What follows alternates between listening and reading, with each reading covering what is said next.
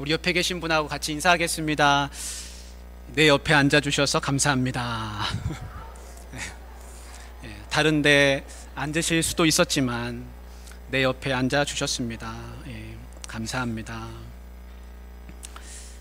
지난 시간에 예수님은 참 포도나무요 내 아버지는 농부라 이 말씀을 가지고 이제 말씀을 나눴는데요, 가지는 힘이 없지만 그 포도나무에 붙어 있으면 반드시 열매를 맺는다. 그 열매는 사랑이라는 열매인 것을 우리가 확인했습니다. 그래서 우리는 참 포도나무이신 예수님께 다 붙은 가지들인 줄 믿습니다. 아멘. 제가 얼마 전에 이제 길을 가다가 어떤 그 건물의 입구에 보니까 아마 그 건물에 이제 헬스장이 있는가 봐요.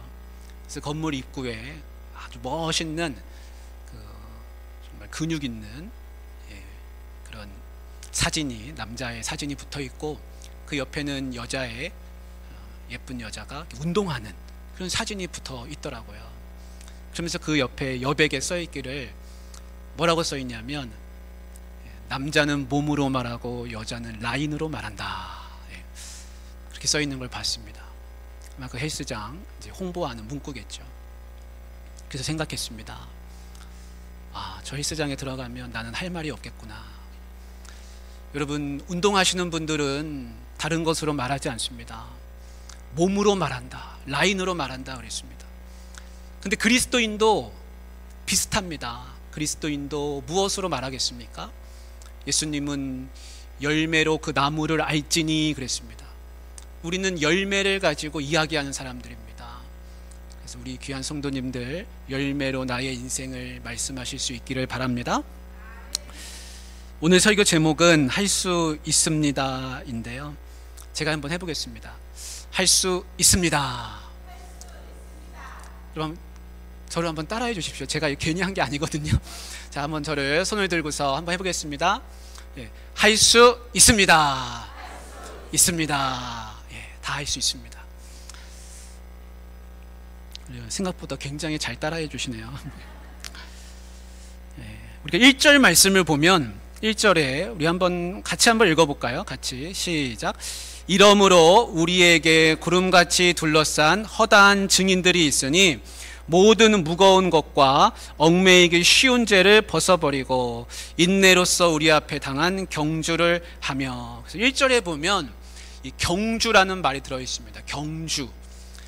그래서 우리가 자주 듣는 말이죠. 인생은 마라톤이다. 흔히 듣는 그런 비유인데요, 제 주변에도 마라톤 하시는 분들이 좀 있습니다. 그래서 한 분은 마라톤을 이제 취미로 시작하시더니 나중에 머리에다가 헬멧을 쓰고 카메라를 달아서 자기가 뛰는 거를 영상을 찍으시더라고요. 그래서 그 영상을 이제 편집해서 유튜브에 올리시더니 지금은 유튜버가 돼가지고 활동하시는 그런 분도 있습니다. 그래서 뛰는 분들은 이렇게 이야기합니다. 사람은 달리고 싶은 욕망이 있다는 겁니다. 길이 있으면 내가 못 달려서 그렇지 달려가고 싶은 그런 사람의 욕구가 있다고 그래요. 마치 등산가가 산을 바라보면 내가 저 산에 올라가고 싶다 하는 마음이 드는 것처럼 그들에게는 그런 마음이 든다 그럽니다. 여러분, 육상선수 앞에는 트랙이 놓여져 있습니다. 달릴 수 있는 길이 놓여져 있습니다. 이 그리스도인 성도 앞에도 길이 놓여져 있습니다. 근데 이 길을 성경은 뭐라고 말씀하고 있냐면 믿음의 길이라는 겁니다. 이 믿음의 경주에 참여한 사람들이 바로 다 우리들이라고 할 수 있습니다. 그리고 달리는 사람들 옆에는 응원하는 사람들이 있죠. 그래서 메인 스타디움에 보면 육상 선수들이 출발할 때 저 관중석에서 수많은 사람들이 자리를 메우고 그들을 지켜보고 있습니다. 성경은 그들을 뭐라고 말씀하고 있습니까? 오늘 1절 말씀에 우리에게 구름같이 둘러싼 허다한 증인들이 있다, 이렇게 말씀하고 있습니다. 그분들은 어떤 분들입니까? 이미 믿음의 경주를 다 마치시고 이제는 관중석에 앉아서 응원하시는 분들이라 할 수 있습니다. 그 분들의 이야기가 이 히브리서 11장에 아주 많이 나옵니다. 우리가 시간이 없어서 11장을 다 읽지 않았지만 그분들 중에는 어떤 분들이 있냐면 믿음으로 가인보다 더 나은 제사를 드렸다고 하는 아벨 할아버지가 있습니다. 그리고 노아의 방주로 유명한 방주를 지어서 다음의 세대를 이어갔던 노아 할아버지도 있습니다. 믿음으로 죽음을 보지 않고 하늘로 들림을 받았던 에녹 할아버지도 있습니다. 그에 비하면 조금 젊은 분들이죠. 아브라함과 사라 부부도 있고요. 그의 아들들인 이삭, 야곱, 요셉, 이렇게 이런 분들이 다 믿음의 조상들로 이미 그 믿음의 경주를 다 마치고 관중석에 앉아 계신 분들인데, 우리 11장 31절에 한번 이 말씀을 한번 같이 보길 원합니다. 히브리서 11장 31절 앞에 자막에 있는데요, 한번 같이 읽어보겠습니다. 시작. 믿음으로 기생 라합은 정탐꾼을 평안히 영접하였으므로 순종하지 아니한 자와 함께 멸망하지 아니하였도다. 그래서 이 관중석에 누가 앉아 계시냐면 기생 라합이 거기 앉아 계시는 겁니다. 그래서 믿음으로 인생길을 마치신 분입니다. 그런데 기생 라합하면 우리가 조금 생각하기를, 아니 왜 기생 라합이 저 관중석에서 앉아 계시는가. 기생은 조금 순화한 말이고요, 사실 성경에 보면 창녀라는 말도 나와요. 근데 그 창녀라는 말과 기생이라는 말이 사실은 같은 말입니다. 근데 라합한테는 그 말을 쓰기가 조금, 그러니까 이걸 좀 순화해서 기생이라, 이렇게 좀 순화된 말로 기생 라합이라 이렇게 붙여주고 있습니다. 율법에 의하면 몸을 파는 여인은 반드시 죽임을 당하게 된다, 그렇게 이야기하고 있습니다. 그런데 율법에 의해서 구원받는 게 아니라 은혜로 구원받기 때문에 이 기생 라합도 지금 믿음의 그 관중석에서 우리를 지켜보고 있습니다. 이 세상 그 어떤 사람도 마찬가지인데 라합과 같은 처지에 있다고 할지라도 믿음의 길을 다 마치면 어디로 갑니까? 믿음의 관중석에서 응원하게 되는 것입니다.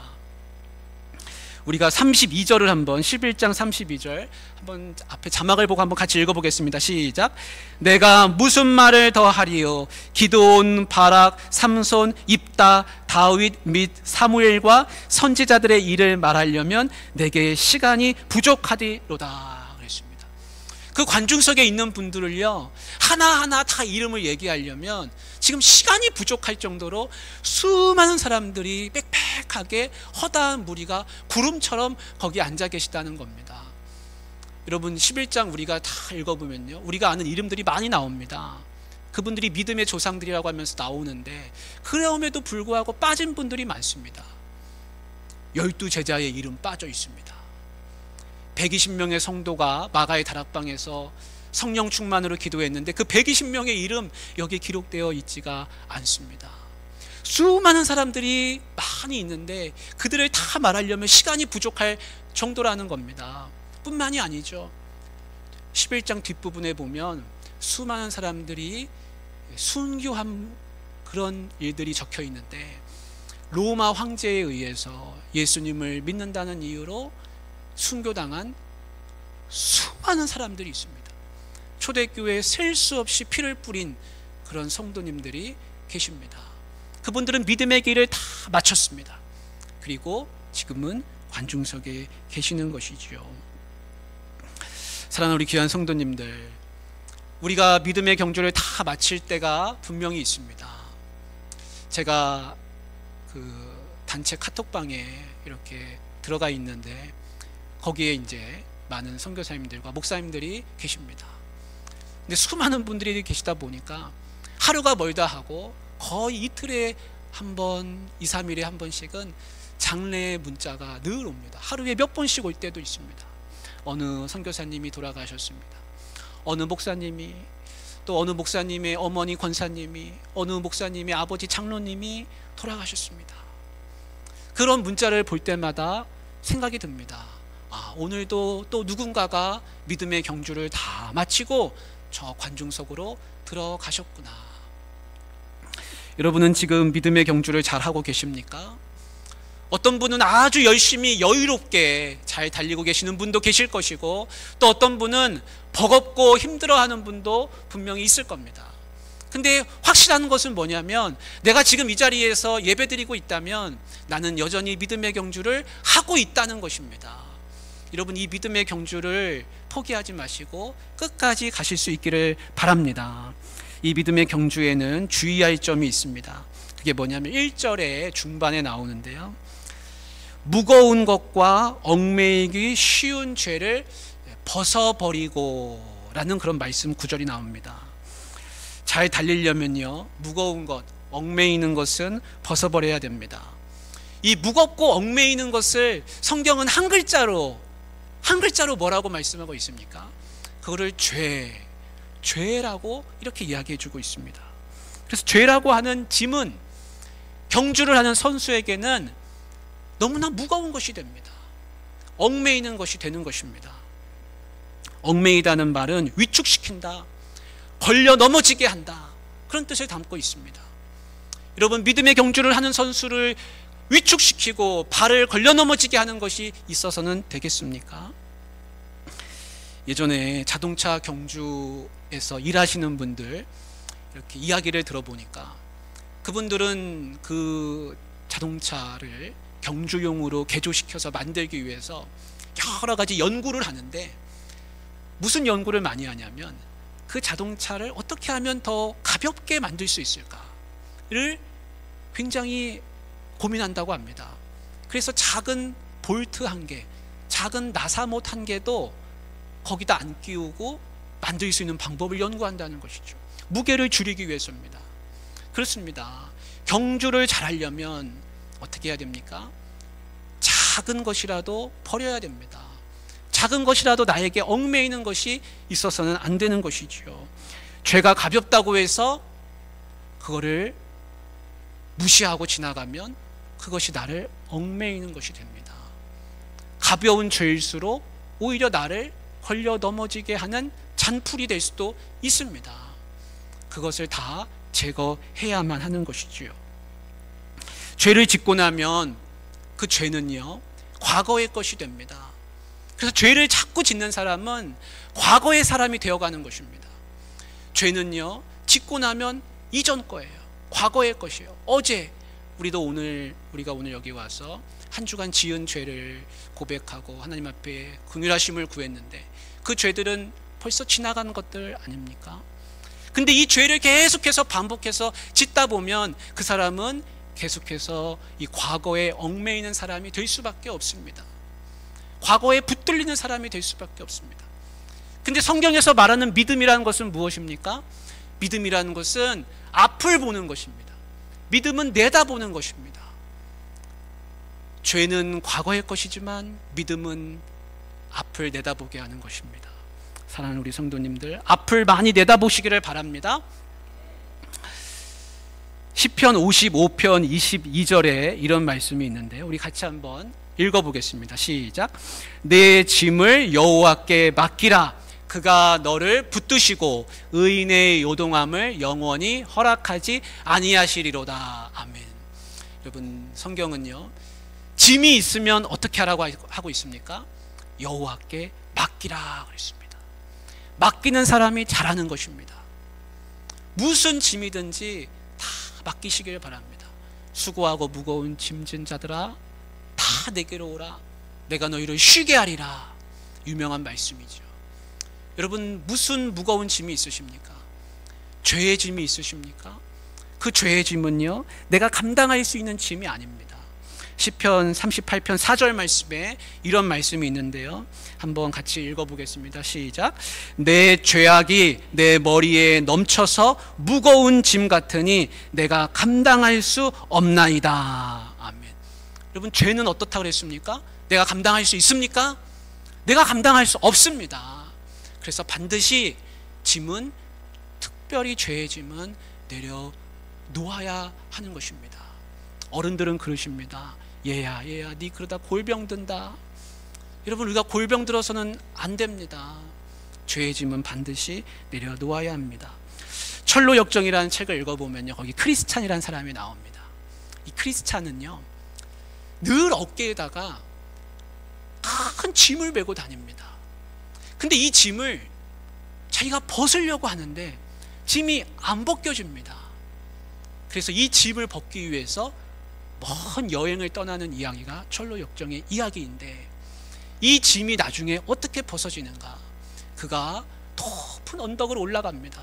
여러분, 무거운 짐을 메고 언덕으로 올라가니 얼마나 힘이 들겠습니까? 그런데 그렇게 힘들게 올라가서 그 언덕을 다 올라갔을 때 그 언덕 위에는 누가 계셨냐면 십자가에 달리신 예수 그리스도가 계셨습니다. 그 예수 그리스도를, 십자가에 달리신 예수님을 보는 순간 내가 그렇게 벗고 싶었던 그 짐이 툭 하고 끈이 풀리더니 어깨에서부터 떨어져 나가는 것입니다. 그리고 그 짐은요, 어떻게 되냐면 저 언덕에서부터 저 밑으로 굴러떨어져 내려가는 것입니다. 그리고 크리스찬은 생전 처음 맛보는 이 가벼운 몸과 큰 기쁨으로 감사하면서 감격의 눈물을 흘리게 됩니다.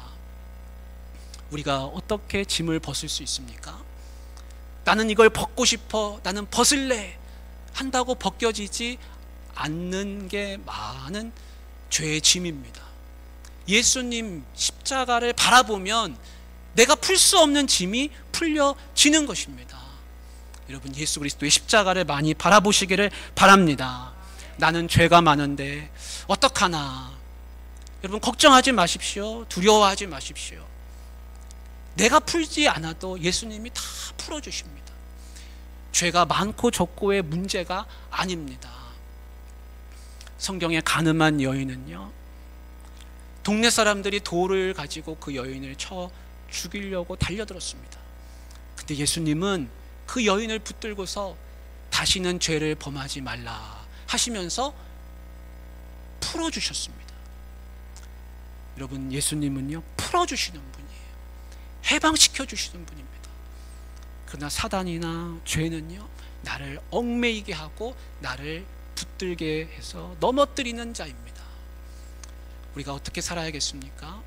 세상에 붙들리면 자꾸 넘어집니다.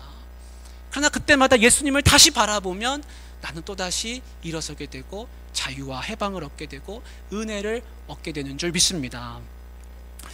여러분, 조깅이나 오래달리기 취미로 해보신 분들은 아마 아실 겁니다. 이 조깅, 오래달리기, 마라톤 하다 보면 데드 포인트라는 게 있다 그럽니다.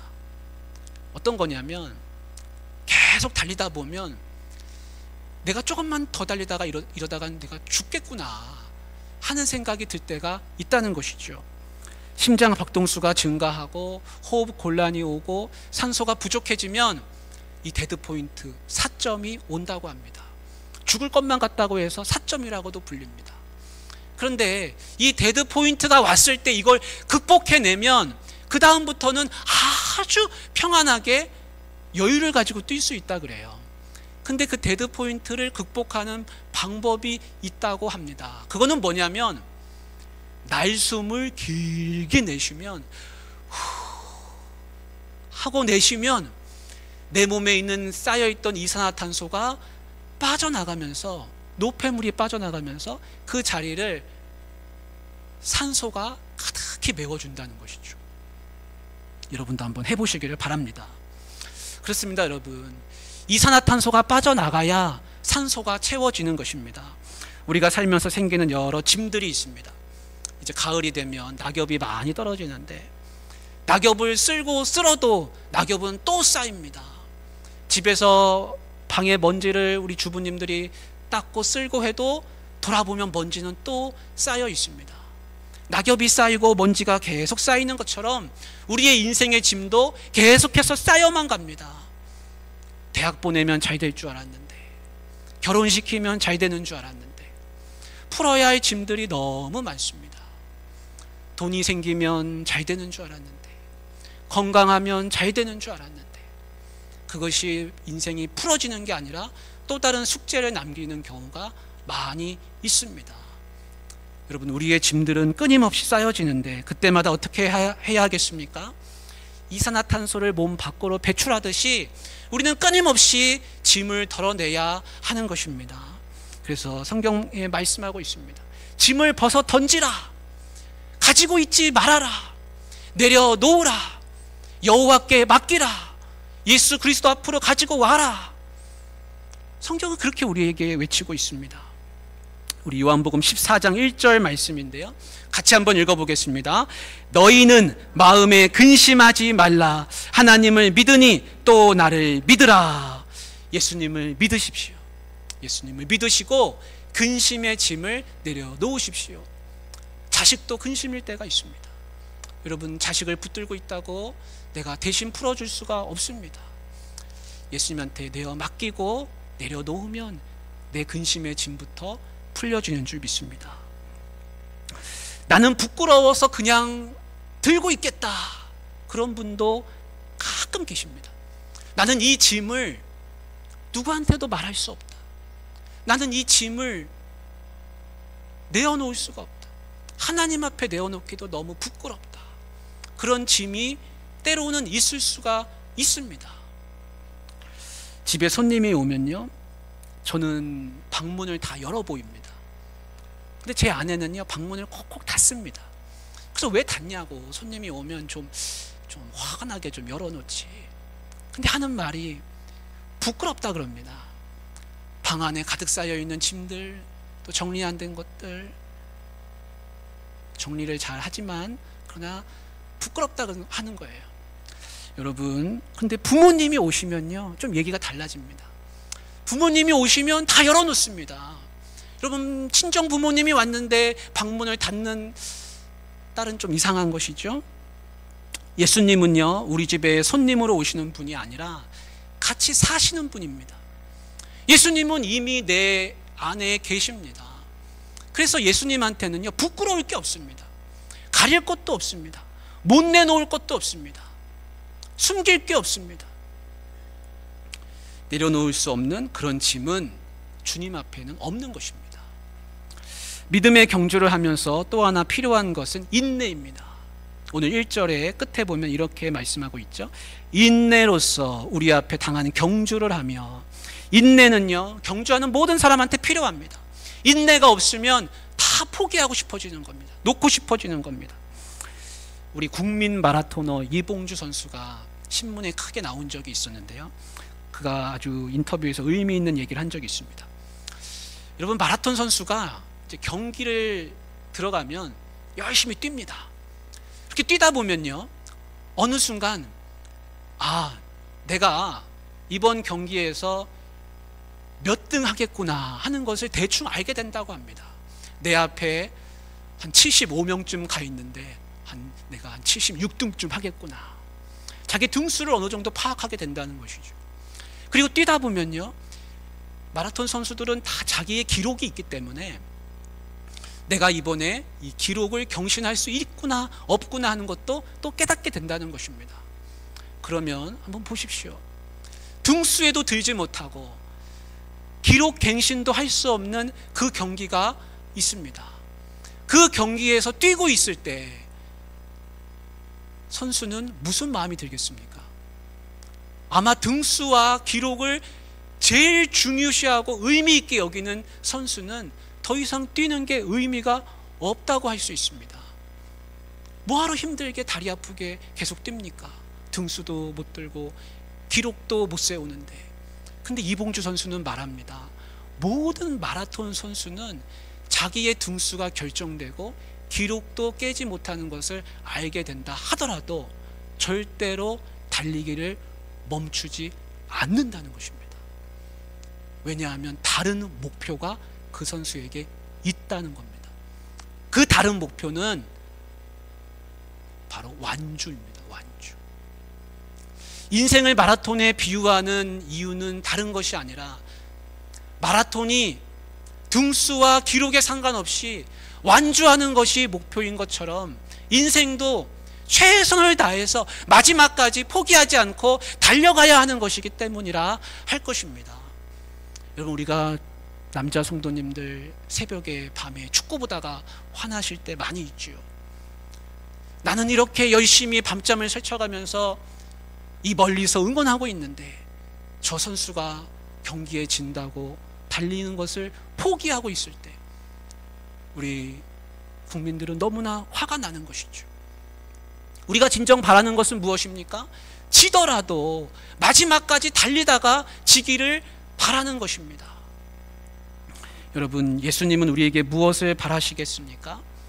예수님이 우리에게 바라시는 건 다른 게 아닙니다. 등수에 들어오라는 것도 아니고 기록을 세우라는 것도 아닙니다. 마지막까지 끝까지 완주해달라는 것입니다. 우리 빌립보서 3장 14절 말씀 한번 같이 읽어보겠습니다. 표대를 향하여 그리스도 예수 안에서 하나님이 위에서 부르신 부름의 상을 위하여 달려가노라. 아멘. 사도 바울의 고백인데요, 여기 사도 바울이 표대를 향해서 자기는 달려간다고 고백하고 있습니다.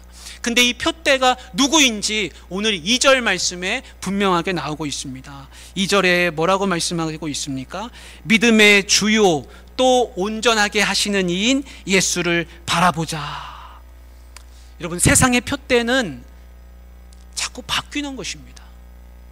세상의 표대는 흘러갑니다. 세상의 표대는 나타났다가도 없어지고 없어졌다가도 나타났다가 가보면 신기루고 가서 표대인 줄 알았는데 또 다른 표대가 있고, 세상의 표대는요 진짜 표대가 아닙니다. 오직 우리가 바라보아야 할 표대는 예수 그리스도십니다. 예수 그리스도를 바라보고 달려가야 완주할 수 있습니다. 제가 지난번에 들었던 예화가 있었지요. 영국에서 마라톤을 했는데 2등하고 3등하고 열심히 겨루다가 그만 딴 길로 들어가서 4등부터 꼴찌까지는 다 딴 길로 가가지고 완주한 사람은 1등 한 명밖에 없었다는 거 아닙니까? 여러분, 표대를 잘못 보고 가면은 다른 길로 가는 것입니다. 우리는 오직 예수님만 바라보기를 원합니다. 지금 허다한 증인들이 우리를 향해서 힘내라, 힘내라, 다시 일어서라, 할 수 있다 라고 그렇게 외쳐주고 있습니다. 우리도 언젠가는 저 허다한 무리들의 믿음의 관중석으로 들어간 날이 있을 터인데, 그때까지 신앙의 경주를 끝까지 완주하는 분들이 되시기를 주님의 이름으로 축복합니다.